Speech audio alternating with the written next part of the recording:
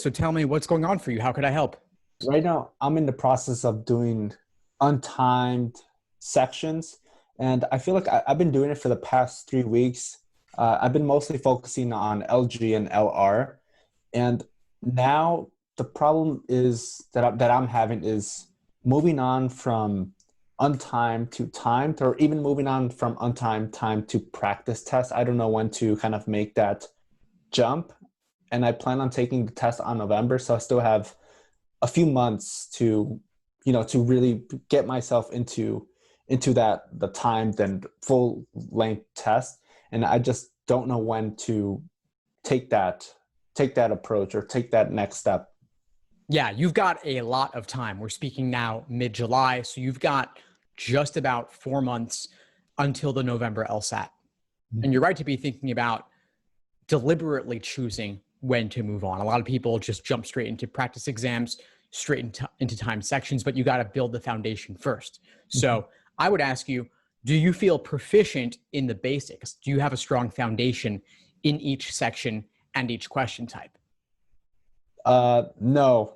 Untimed, I'm getting for LR, I'm getting -6. I've been averaging on the past 4 sections and -8 on the logical games.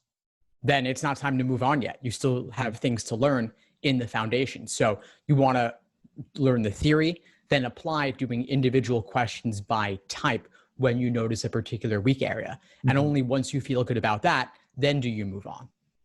So, so what do you suggest, like moving on when I'm like -2 on each untimed section, or like is there like a certain accuracy level that I should be scoring on each untimed?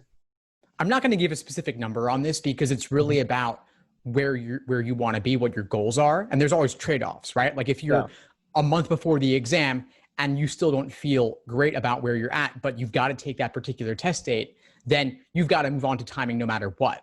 But then I would also challenge the underlying assumption that you really had to do November, because even if you did January, you could still apply that cycle and be fine. Okay. So my next kind of question that comes with that is, when doing untimed, I usually just review the ones I got wrong, like thoroughly. Like I look at so I have a notebook, a wrong answer notebook, that I write down where my reasoning went wrong, and then I move on and answer or review each answer choice.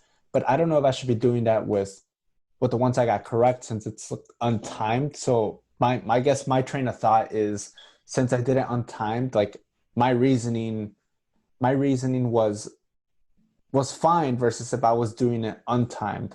But I guess sometimes I may answer, since I haven't been reviewing the ones I got correct, I'm like, what if I actually got that correct, not because my reasoning was correct, but because I just kind of got lucky on it.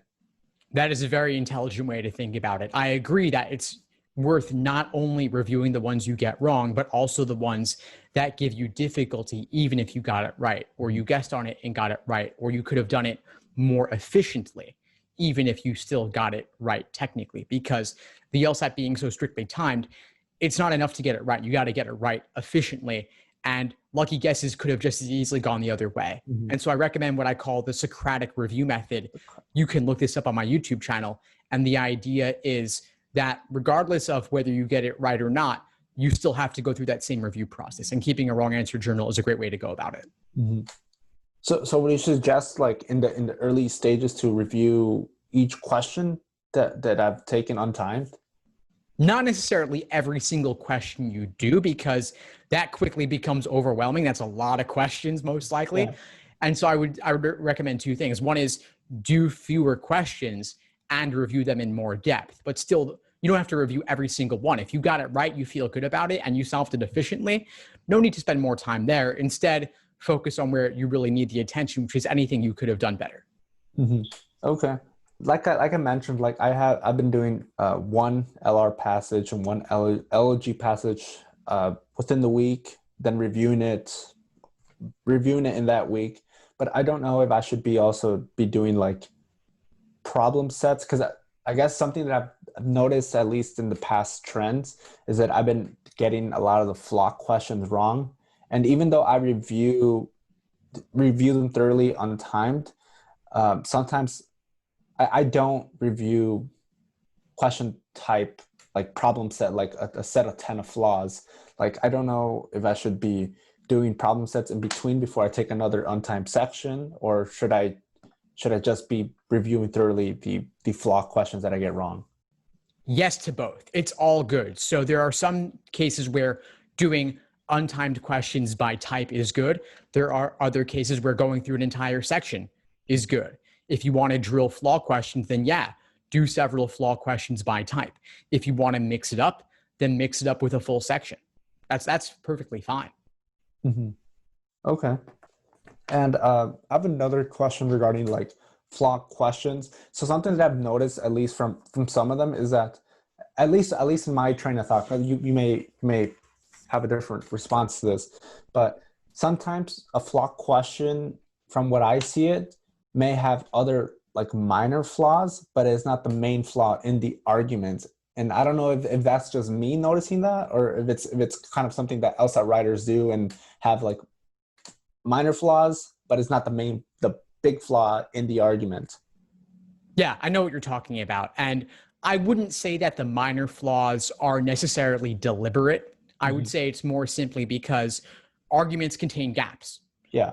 It's very difficult to make any claim because there are lots of underlying assumptions. But as you said, there is one big glaring flaw, and that's what you want to focus on. What is the most egregious error the argument is guilty of making?